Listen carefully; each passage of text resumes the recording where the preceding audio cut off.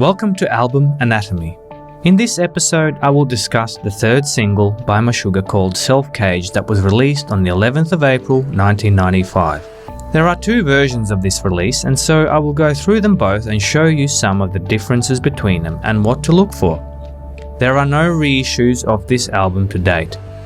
For an ease of understanding, I will call these two versions as per their matrix. The first matrix is NB132-2, and the other is PILZ NB132-2. I will refer to these two versions as pills and the other as NB throughout this video. Here's the first disc. The only alphanumeric numbers printed on the hub are NB132-2. The second disc is PILZ NB132-2.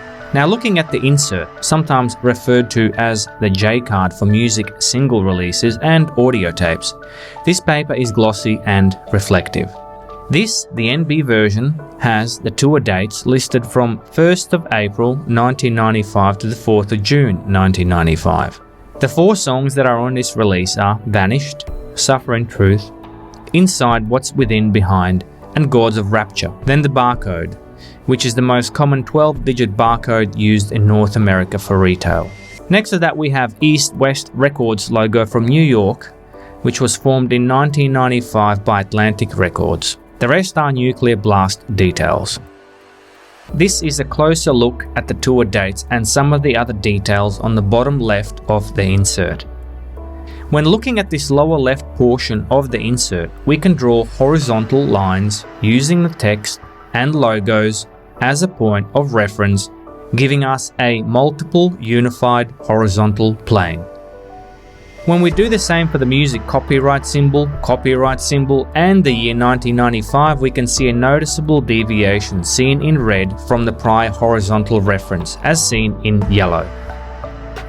This, the pills version, does not have the tour dates, but does have larger names of the same four songs with their length, as well as band info and various other production references. The barcode, East West and Nuclear Blast details are the same as per NB version. Again, looking at this lower left portion of the insert, we can draw horizontal lines using the text and logos as a point of reference, giving us a multiple unified horizontal plane as per before, and we see the same results. Noticeable angle. Now let's look at the back of the J card, which is all white and has nothing printed on the back of it. Here's a side-by-side section of the lines punched into the insert. Overlaying lines that intersect between the top and the bottom puncture marks reveal a pattern. Also, we can count the number of sections on this insert. This pills version has 31. Same for the NB version, where we can see a pattern made by intersecting lines vertically followed by the number of sections for this version, which also comes to 31. Both versions display similarities regarding this section of analysis.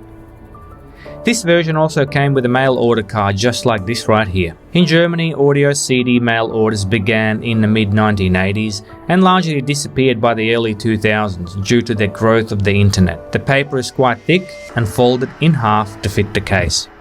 In a closer look, we can see that the top of the mail order card appears to be shredded more so in one end than the other. This is the NB version, as you can see. Perhaps a machine used to cut these in half is what left this distinction. The same goes for the pills version. The similarities are very comparable. Moving on to the case itself. Here are a few images of the case and its identifying parallel grooves distributed throughout. Here is the NB version's case. There are two specific markings on this case, one of them being on the lid, which reads FIC 13C. And on the tray, the same, FIC 13C.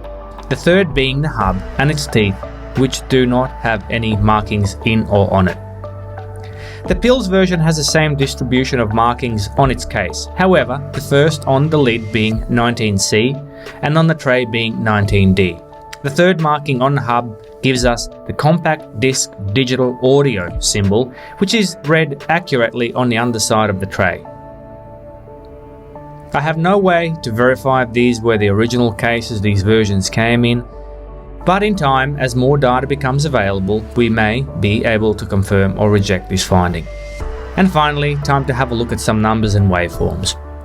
Here are waveforms from the second song, Suffering Truth, from the MB version and the Pills version. Nothing unusual here. And then we measured the decibel levels from both these versions, and some slight differences emerge. The Pills version seems to be ever so slightly louder.